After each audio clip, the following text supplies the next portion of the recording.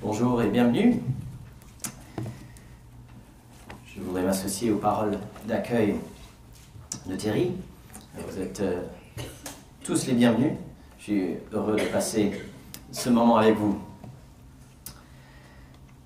On va commencer avec un petit mini quiz, juste une question.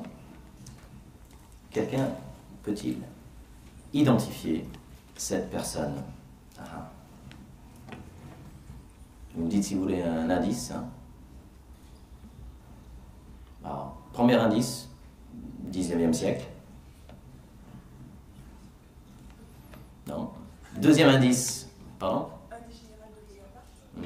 C'est le bon costume, mais c'est pas ça. Deuxième indice, Amérique du Sud. Amérique du Sud. Non, pas Lafayette. Vas-y, Nicolas.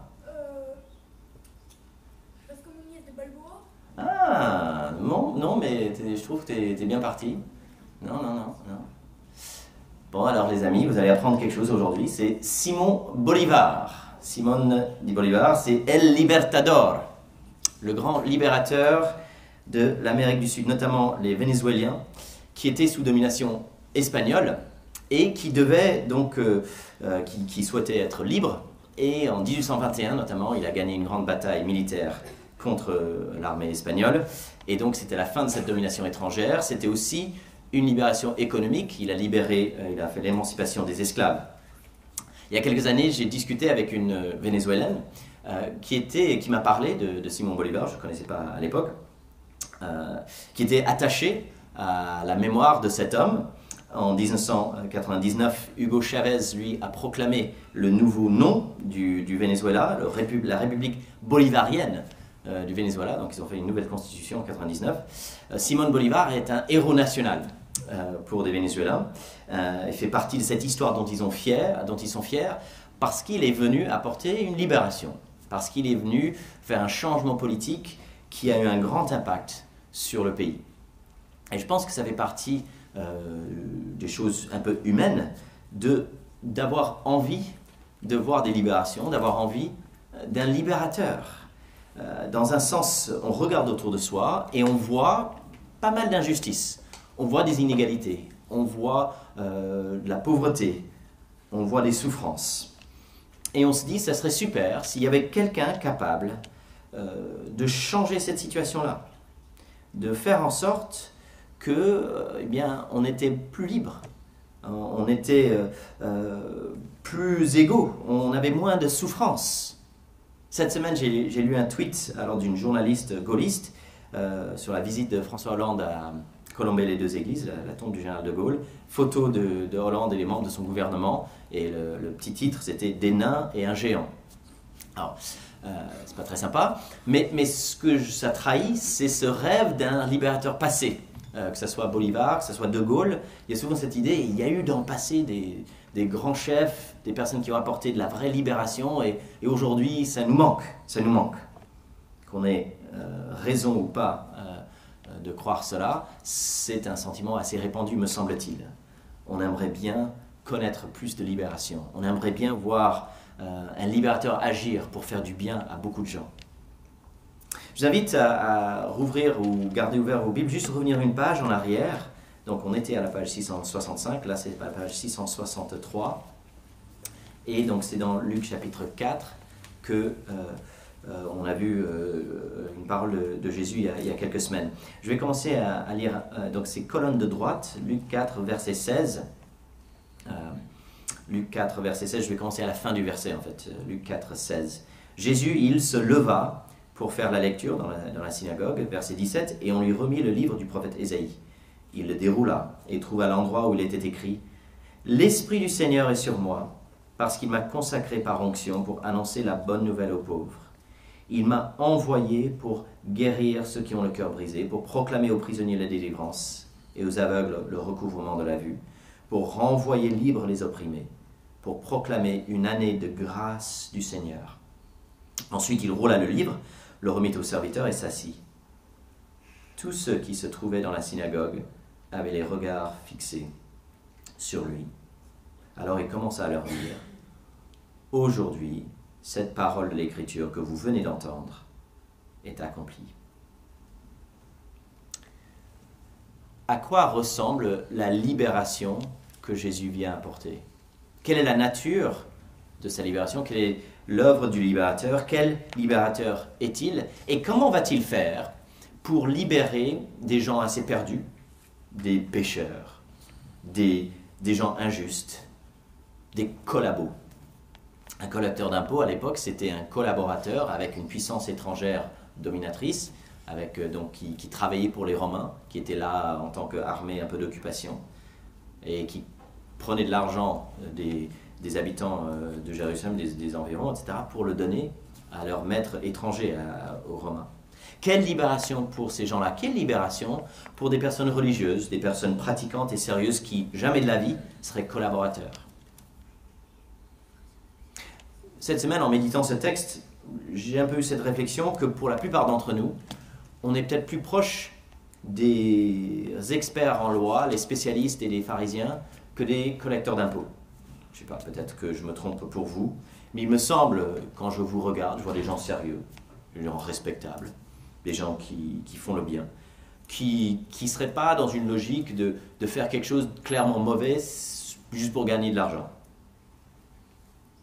Quelque part, si on est sérieux et respectable, on doit se poser la question, comment les paroles de Jésus envers des personnes sérieuses et respectables s'appliquent à nous? Est-ce qu'il nous dérange, Jésus? Ou est-ce que, en fait, le Jésus que nous connaissons, il ne nous dérange pas trop? Parce qu'il me semble que s'il n'y a pas ce côté un peu difficile, peut-être qu'il n'est pas le libérateur dont on a besoin. Une phrase de résumé pour chapitre 5, verset 27, on revient à la page 665. Jésus appelle des pécheurs à changer, et sa venue est une fête nouvelle qui dérange. Jésus appelle des pécheurs à changer, et sa venue est une fête, une nouvelle fête qui dérange. La semaine dernière, on a vu Jésus avec un homme lépreux qui avait une maladie de peau. On a vu aussi avec un homme paralysé. Et dans les deux cas, on voit Jésus qui veut et qui peut purifier, qui veut et qui peut pardonner, qui veut et qui peut réconcilier l'homme et Dieu, qui a l'autorité sur terre de faire ce que Dieu seul peut faire, réunir un Dieu saint avec un peuple pécheur qui fait le mal. Et donc on continue un peu dans cette logique avec les paroles et les actes de Jésus qui étonnent et qui surprennent. Donc comme le fait de pouvoir dire « tes péchés sont pardonnés », ça dérangeait, le fait qu'il aille dîner avec Lévi, ou Matthieu, c'est son autre prénom, pour manger avec des gens de mauvaise vie, des gens mal vus, ça dérangeait. Et ça suscitait des questions. On a deux questions dans le texte, verset 30. Pourquoi mangez-vous et buvez-vous avec les collecteurs d'impôts, les pécheurs? Deuxième question, verset 33. Pourquoi les disciples de Jean, tout comme ceux des pharisiens, jeûnent-ils fréquemment, font-ils des prières, alors que les tiens mangent et boivent? Donc, un peu, ces deux questions vont façonner notre lecture du texte. Pourquoi traîner avec des pécheurs? Et pourquoi ne fais-tu pas comme les autres? Pourquoi tu es différent? Voilà, donc en résumé, les réponses, c'est le médecin qui appelle et le marié qui dérange. Pourquoi Jésus est avec des pécheurs? C'est parce qu'il est le médecin qui appelle. Pourquoi Jésus fait-il la fête plutôt que le jeûne? C'est parce qu'il est le marié qui dérange. On va donc commencer avec la première partie, le médecin qui appelle, versets 27 à 32. Alors dans le contexte, déjà au chapitre 3, Jean-Baptiste annonçait la repentance à des pécheurs, à des collecteurs d'impôts. Ils sont déjà nommés au chapitre 3. Et il appelait ces gens à un changement profond, la repentance, à changer de voie. Jean-Baptiste, comme Jésus, n'avait pas honte de discuter avec, de passer du temps avec les gens, ceux qu'on évite du regard, comme dit David Prigent, chanteur du groupe Antidote. Ces personnes qui sont mal vues. Jésus va peut-être au-delà même de ce que faisait Jean-Baptiste en allant faire la fête avec eux, un bon repas. Il passait du temps avec des gens peu fréquentables pour ce qui était d'un juif sérieux, engagé. Et Jésus dit, c'est parce qu'il est un médecin qui appelle, qui vient auprès des malades. Il y a une volonté et une puissance pour guérir des malades. Voilà pourquoi il est venu. On voit cela dans sa façon de pouvoir appeler Lévi, Matthieu. Il est assis, il l'appelle, dit « Suis-moi », verset 28, et laissant tout, il se leva et le suivit. On avait eu une phrase similaire au chapitre 5, verset 11, avec Simon et les autres marins pêcheurs. Jésus les appelle, il se lève, il part. Donc ce médecin, il a de l'autorité. Ce médecin, il a de la puissance, il a une volonté. Mais en s'approchant et en passant du temps avec ces gens de mauvaise vie, ces gens mal vus, il y a une implication qui était difficile pour les gens religieux, c'est que c'est comme si il était en train de cautionner l'injustice. Aller passer du temps, prendre un repas avec des gens qui font des choses qui sont mal vues. Est-ce que Jésus est en train de cautionner le mal? Dire c'est pas grave. Il me semble que cette question-là, les gens religieux se la posent encore aujourd'hui. Il y a quelques années, j'ai rencontré un pasteur qui s'appelle Jonathan qui avait la pratique, je pense qu'il l'a toujours à ma connaissance, je ne l'ai pas vu depuis quelques années, mais qui allait chaque année à un festival de musique. Vous avez peut-être déjà entendu parler de Hellfest, la fête de l'enfer, un festival de métal. Et c'est vrai que c'est le genre de truc qui parfois détonne un peu. Est-ce que ce pasteur est en train d'encourager le satanisme? Est-ce qu'il est en train de, peut-être au mieux, de dire ouais c'est une blague, quoi. On peut rigoler de l'enfer, des démons, tout ça, c'est juste comique. Il me semble qu'il n'était pas en train de faire ces choses-là, mais qu'il était en train d'aller voir des gens, même des gens qui, de prime abord, étaient, je dirais, assez mal vus par les gens respectables et dans un sens assez opposé dans leur logique à tout ce qui serait Dieu, tout ce qui serait la bonté, la vertu. Ça vaut la peine de réfléchir 2 secondes à cela. Vous savez, c'est pas les fêtes de musique, de métal avec l'enfer où il y a le mal. En fait, le mal est partout. Le mal est ici, dans cette pièce. Le cœur humain, mon cœur, contient beaucoup de mal. L'injustice est là. On n'a pas besoin d'aller dans un lieu précis pour trouver le mal. Il est partout. Et Jésus vient apporter la guérison. Il est le médecin qui appelle. Pour certaines personnes religieuses ou une certaine logique religieuse, quand on voit le mal, on se dit il faut le cloisonner. Peut-être dans un sens se dire la solution s'il y a quelqu'un qui fait le mal, c'est une sorte de quarantaine. Vous savez, s'il y avait quelqu'un de malade qui arrive, on va les mettre en quarantaine, on va les isoler. Et la réponse de Jésus, c'est je ne vais pas mettre le mal en quarantaine en fait. Je vais aller à sa rencontre. Parce que mon but, ce n'est pas l'isolement, ce n'est pas le restreindre le mal. Mon but, c'est la guérison, le rétablissement, la transformation. La solution pour un malade, ce n'est pas juste qu'on mette dans une pièce et qu'on ferme la porte, mais qu'un médecin aille voir cette personne, aille agir, parler, échanger. Et l'appeler, comme Jésus dit, à la repentance, c'est-à-dire à changer de chemin, à changer de voie, à prendre le virage, arrêter de croire peut-être que je peux me guérir tout seul et d'accepter que j'ai besoin d'un médecin et que j'ai besoin d'une guérison. La repentance, changer d'attitude, c'est en fait aller voir le médecin. Parfois assez littéralement, c'est-à-dire il y a quelques mois mon médecin m'a dit que je devais faire une analyse de sang, donc je l'ai fait.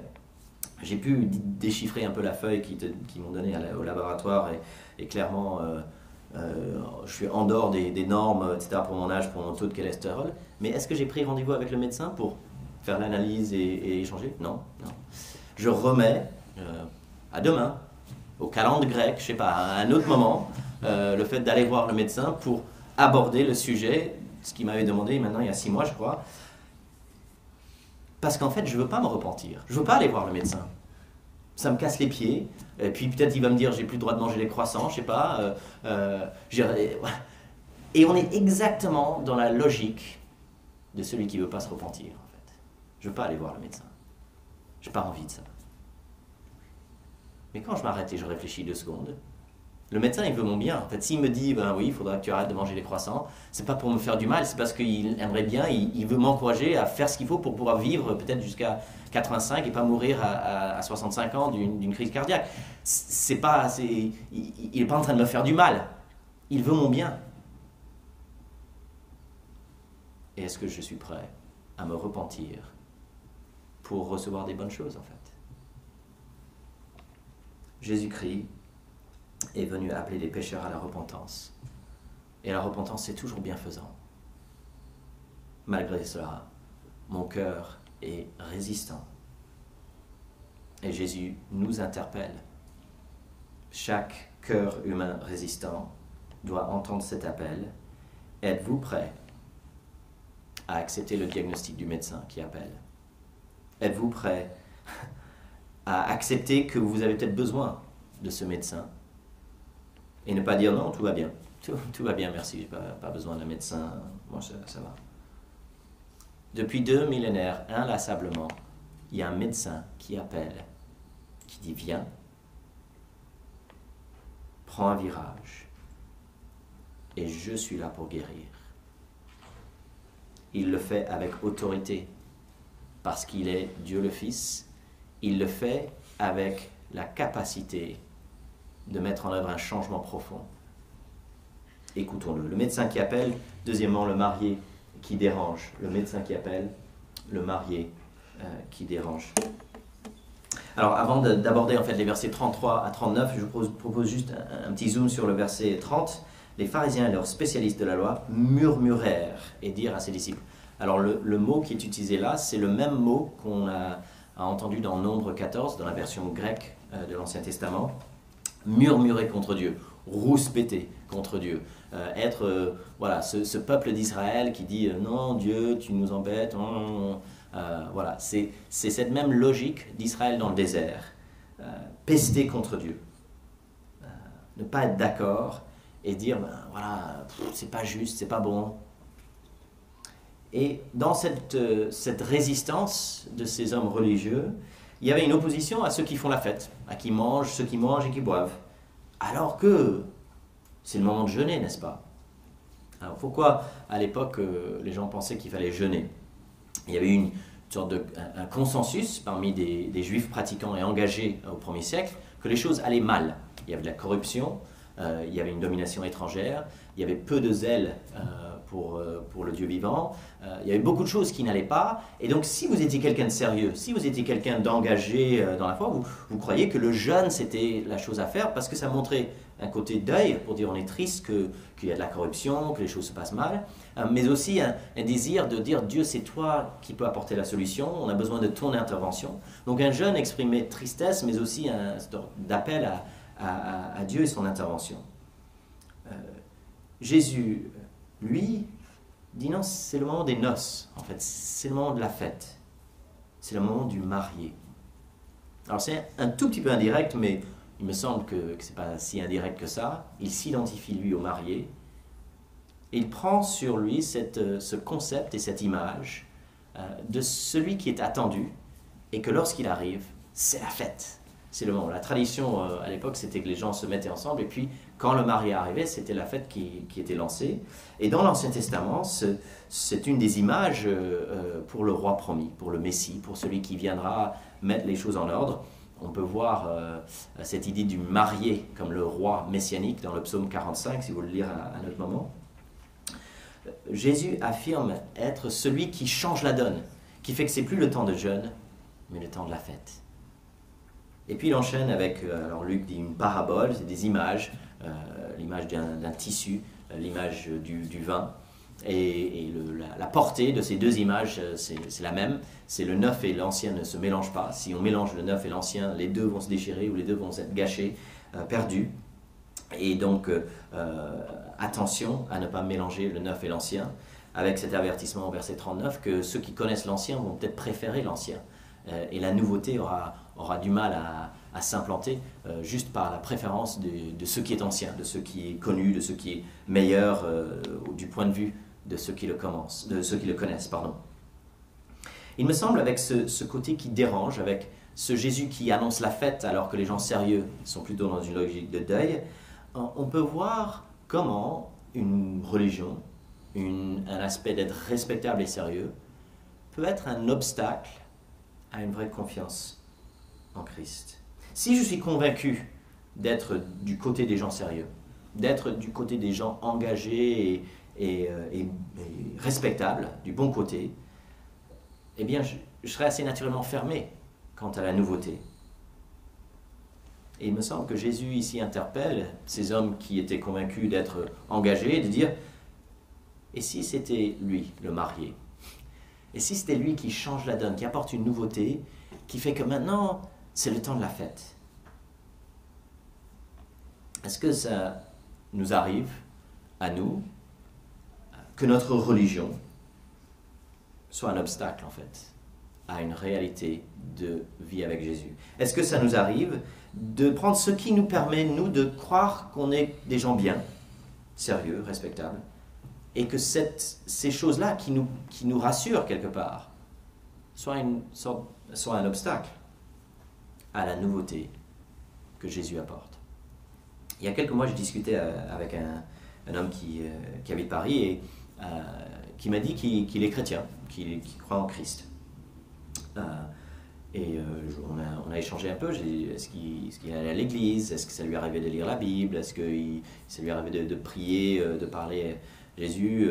Non, tous les trucs-là, non. Est-ce qu'il se disait que ce serait utile de se rencontrer avec d'autres chrétiens? Non, il n'y avait pas besoin de ça. Chrétien, mais sans la Bible, sans l'église, sans la prière. Et en fait, de ma perception, après le Seigneur connaît son cœur, mais sa religion, cette affirmation « je suis quelqu'un de chrétien », c'était comme une sorte de défense pour ne pas avoir à vraiment écouter Jésus dans la Bible, à vraiment rencontrer d'autres chrétiens et réfléchir ensemble ces choses. Il n'avait pas besoin, parce que lui, il avait sa religion. Quel dommage de voir comment une pratique humaine, où Jésus n'est pas réellement au centre, peut être un obstacle, en fait, à une réalité d'un changement, d'une repentance, de rencontrer Jésus. Et cette religion-là, elle est peut-être encore plus puissante qu'une sorte de rébellion ouverte, pour ce qui est d'éviter de vraiment suivre Jésus, de vraiment intégrer la repentance dans sa vie de tous les jours. Jésus, le marié, qui dérange. Alors, quelques paroles sur le jeûne avant d'aller plus loin. Verset 35, « Les jours viendront où le marié leur sera enlevé, alors ils jeûneront durant ces jours-là. » Il me semble qu'il y a une application assez précise de ce verset-là au moment entre la mort et la résurrection de Jésus. Est-ce que les disciples ont jeûné? Ça ne le dit pas, à ma connaissance, dans les évangiles, mais c'était le moment où il avait été enlevé. Et maintenant qu'il est revenu à la vie et que par son esprit, il vit dans son peuple, il ne nous est plus enlevé. Et en même temps, bon, il n'est pas là non plus physiquement et on s'attend à lui. Mais aujourd'hui, le jeûne, ce n'est pas un jeûne de deuil, parce que Jésus est mort et ressuscité, parce que le salut est accompli. On n'est pas dans cette logique de deuil qu'on pouvait avoir avant sa venue. Mais on peut jeûner pour pouvoir se remettre à Dieu, pour exprimer une dépendance, pour dire aussi, Seigneur, on attend ton royaume, on attend l'accomplissement final. On peut jeûner pour ne pas être distrait. On peut jeûner pour mettre du temps, pour se trouver du temps. Si je prends 1 heure pour le déjeuner, si je jeûne, ben j'ai 1 heure où je peux prier, par exemple. Donc il y a des bonnes raisons pour jeûner, même si la logique du 1er siècle de deuil, de dire parce que tout va mal, ça on a dépassé parce que Jésus est mort et ressuscité. Mais voilà, le jeûne peut toujours avoir un sens. Jésus est se marier, et dans sa nouveauté, attention à ce danger de préférer le vieux vin qu'on connaît, les choses qui sont confortables, les choses dans un sens que nous maîtrisons. Est-ce qu'on est prêt à ce que Jésus nous dérange en quelque sorte? Cela dit, je pense que l'application principale de ce texte se trouve au verset 32. « Je ne suis pas venu appeler des justes, mais des pécheurs à changer d'attitude. » Je pense que pendant des années, j'avais tendance à lire ce texte-là et se dire ça s'applique à des personnes pas encore chrétiennes, des personnes qui sont en chemin, que Jésus va appeler à lui. Aujourd'hui, je crois que Jésus appelle des pécheurs à changer d'attitude, qu'ils soient chrétiens ou pas. Et qu'en fait, c'est pas parce que quelqu'un est engagé dans la foi que Jésus n'est pas encore aujourd'hui en train de l'appeler à changer d'attitude. Qu'on soit engagé ou pas, qu'on soit zélé ou pas, eh bien, Jésus nous appelle à changer. Et quels sont les domaines dans nos vies où il y a besoin de changement? Alors, il y a peut-être un choix de vie fondamental à faire, de faire le choix de suivre Jésus, de changer de voie fondamentale. Et il y aura l'occasion pendant la scène de le faire par une prière d'engagement pour ceux qui le souhaitent. Mais quelle que soit notre situation avec notre relation avec Dieu et Christ ou pas, il y a des domaines, il y a des pensées, il y a des paroles, il y a des actes qui ne sont pas ce qu'elles devraient être. Je ne sais pas dans quel domaine Jésus est en train de vous appeler à changer, mais je suis sûr qu'il y en a. Et peut-être si vous n'êtes pas sûr, vous pouvez lui demander de vous le montrer, de vous révéler quels sont les domaines de ma vie où il y a des choses qui devraient changer. Des mensonges, une attitude pas digne envers un membre de la famille ou envers un collègue, des médisances, un manque de générosité envers quelqu'un qui m'énerve. Jésus n'est pas venu appeler des justes, mais des pécheurs à changer d'attitude. Ce retour à Dieu, cette remise en question, ce changement, ce revirement, aller voir le médecin, en fait, c'est pas le b.a.-ba de la vie chrétienne qu'on dépasse, c'est le A à Z de la vie chrétienne. Cette phrase n'est pas une phrase qui s'applique que les personnes qui n'ont pas découvert l'Évangile. Se remettre en question, se repentir, c'est quelque chose à vivre jour après jour. Où est-ce que Jésus, cette semaine, va nous montrer quelque chose qui ne va pas, quelque chose qui a besoin de changer? Chers amis, revenir vers un bon chemin, aller voir le médecin, c'est bienfaisant. Jésus est venu appeler des pécheurs à changer d'attitude. Pourquoi? Parce qu'il est le libérateur.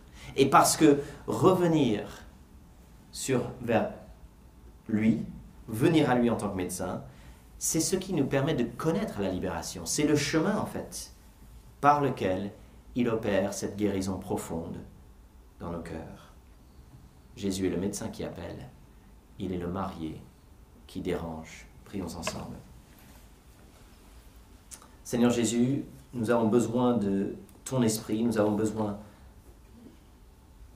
de ton action dans nos cœurs. Nous savons que ceux qui ont bu le vin vieux n'ont pas vraiment envie du nouveau. On se dit le vieux est meilleur. Protège-nous, Seigneur, de cette résistance. Abat les murs et les obstacles que nous érigeons devant toi. Et permets-nous d'écouter le médecin, de changer et de vivre la libération qu'il a pour nous. Nous le prions pour nous, nous le prions pour ceux qui nous entourent, nous le prions pour notre ville et notre pays. Que beaucoup puissent entendre l'appel du médecin, que beaucoup puissent se réjouir de la venue du marié. C'est notre prière au nom de Jésus-Christ. Amen.